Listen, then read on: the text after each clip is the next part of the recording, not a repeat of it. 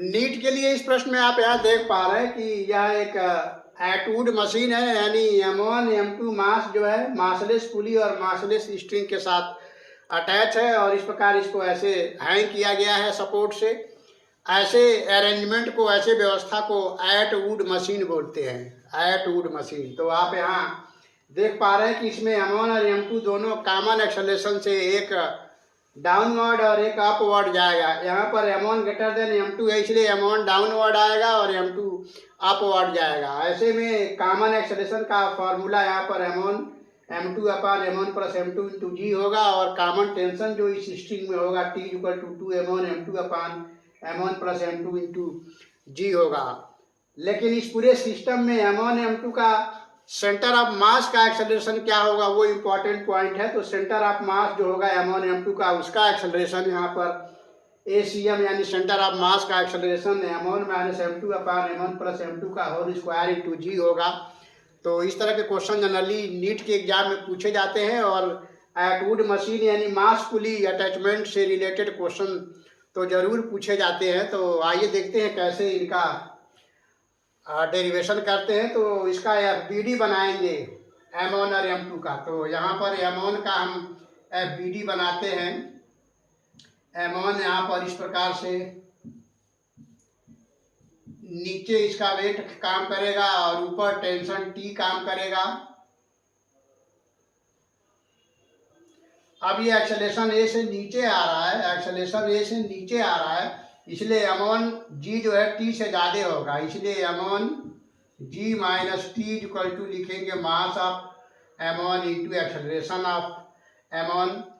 अब हम इसी प्रकार M2 का FBD बनाएंगे। तो M2 का FBD, M2 ऊपर जा रहा है, M1 नीचे आ रहा है, तो M2 जो है ऊपर जा रहा है। एक्सेलरेशन A से M2 जो है ऊपर जा रहा है, तो इसका टेंशन यहाँ ये होगा और वेट M2 G होगा और ये ऊपर जा रहा है इसलिए टेंशन ज़्यादा होगा और M2 G कम होगा।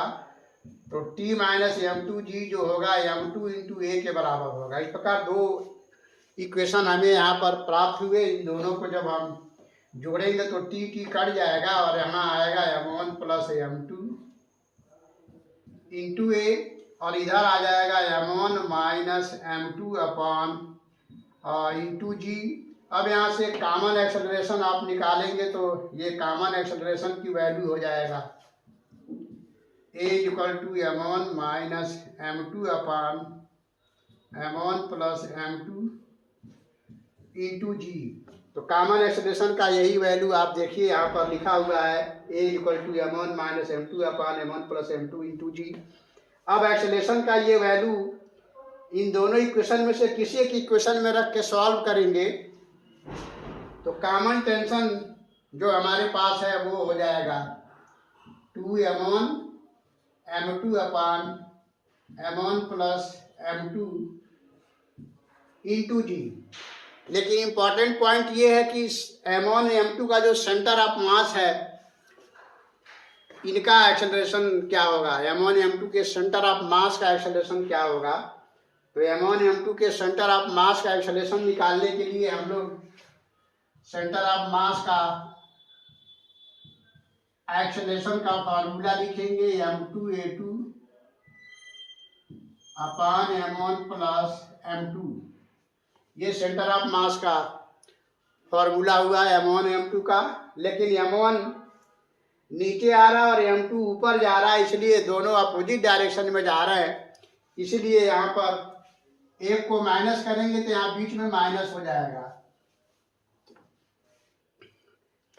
M1 नीचे आ रहा है और M2 ऊपर जा रहा है, इस प्रकार A1 जो है माइनस A2 के बराबर होगा, क्योंकि A1 नीचे आ रहा है तो A1 not equal to A2। Magnitude में तो बराबर है बट डायरेक्शन में बराबर नहीं है, तो इसलिए दोनों अपोजिट डायरेक्शन में है। इसलिए यहाँ पर सेंटर ऑफ मास का जब फॉर्मूला लिख रहे हैं तो यहाँ पर प्लस फॉर्मूले में आप लिखते हैं, लेकिन जैसे ही ये कंडीशन लगाएंगे दोनों अपोजिट डायरेक्शन में जा रहे हैं, इसलिए यहाँ पर माइनस हो जाएगा।